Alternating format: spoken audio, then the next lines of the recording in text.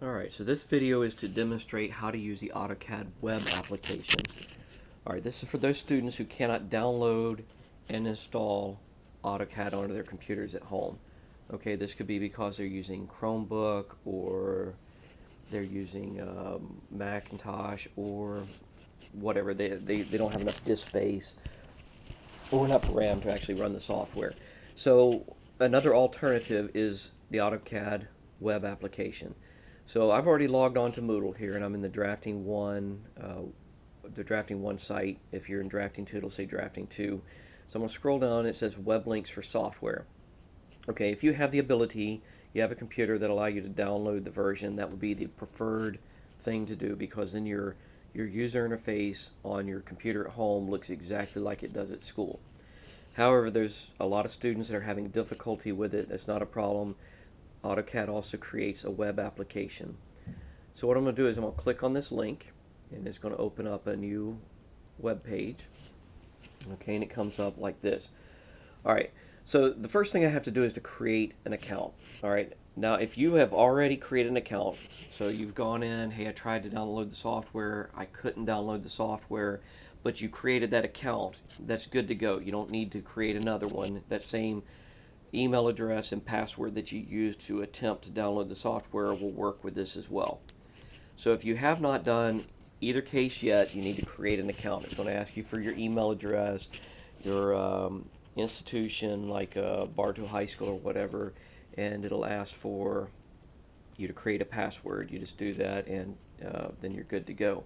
I already have a username and password, so it's not going to allow me to create an account from this system because I already exist. So what I'm going to do is I'm going to click on Sign In. Alright, and you're not going to be able to see this screen that's coming up. I'm on a different screen that's asking me for the email address right now, so I'm going to type in harold.weston@polk-fl.net, and then I click Next, and now it's asking me for my password. I'll type that in. And then I click on Sign In. Okay, and now it's going to come back to the screen where you can see what's going on. Alright, and here we are. It's come to the main interface. Alright, so once we're in the drawing and it's created, you can see the user interface looks somewhat familiar. It's different than the full version of AutoCAD. But let's just walk through the user interface. We'll notice that it has views over here, and it says Model, Layout 1, Layout 2. On the full version of AutoCAD, we had the Model tab here at the bottom, Layout 1, Layout 2. The only difference is instead of being down here, it's now up here. So we have Model Space, which is our virtual reality model space. Everything's full scale, full size in our virtual world. And then we have our sheets of paper. So if I click on Layout 1, this is our sheet of paper. If I double click in here, I've gone to floating model space. I can zoom out, I can zoom in, just like we could in regular AutoCAD. And then if I want to switch back to paper space, I just double click out here and I'm in paper space. Alright, so everything's just like regular AutoCAD as far as our tabs are concerned. So I'm going to switch back to Model tab. We also have our properties, which you should be familiar with. Like if I were drawing something currently, it's going to be on layer 0. The colors by layer. The line type will be continuous. I can manipulate that as I need to. Layers, we really won't have to create any new layers. We've been working with the template files, which you'll download. I'll show you how to download the template file and upload it into the web application. So you don't have to worry about creating layers. You'll just need to worry about being able to change from one layer to the next. Like right now, depth points is now my current layer. If I click on this one, my current layer is 0. Alright, where it says blocks, for Drafting 1, you're not going to have to worry about blocks. The only thing that's going to show up in there is going to be your title block, which will appear, but it's not something you need to insert or manipulate. For Drafting 2, you'll have your electrical symbols. I'll go ahead and put those in there, and you'll have your plumbing symbols when you do your plumbing plan.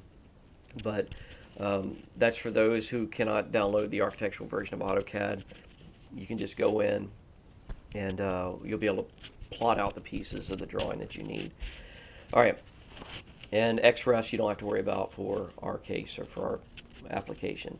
So I'm going to switch back to views, and we'll just look at our menu items. We have the draw menu, we have the modify menu, which we've covered since the second 9 weeks of school, and then annotate. That's what we're getting ready to do with the dimensioning. Okay, so draw, you'll notice we don't have all the options on there, such as circle. There's only one circle icon, even though in the full version of AutoCAD we have 6 ways to define a circle. We could define it with 2 points, we could define it for 3 points, we could define it with tangent, tangent, and a radius with 3 tangents, or we can define it with a center and a radius, or we can define a circle with a center and a diameter. However, if I come in here and I click on circle, you'll notice it gives me here on the command line, I'm just looking at this as circle, specify center of the circle. But I can change it over to a point, or to a 3-point circle, or tan radius if I choose to. If I click a start point for my circle, it's coming up, it says specify the radius of the circle or diameter. So once again, I can switch it over to diameter pretty easy. I don't have to convert my radius to diameter, which, like, if it's a 1-inch radius, it's obvious it's a 2-inch diameter, but when you're getting into decimals like 0.09624 or something that's real precise, then it's a lot more difficult to, in your head, convert from radius to diameter. So let's just make this a 2-inch diameter. Enter. And you'll notice my circle is very tiny. Okay, that's because AutoCAD has created this drawing and is zoomed way out in space somewhere. So one of the things we can do is we can come up here where our zoom commands are at. I can go zoom extents, and it'll zoom us right into that circle. So once we have the first part of a drawing drawn, do a zoom extents, and it'll take us into where we're in reality world and not zoom so far out. All right, the same thing with modify. All your trims, your fillets, extends, mirrors, copies, offset, it's all here. Annotates here as well, where we can put our dimensions on there, and this is the only dimension command.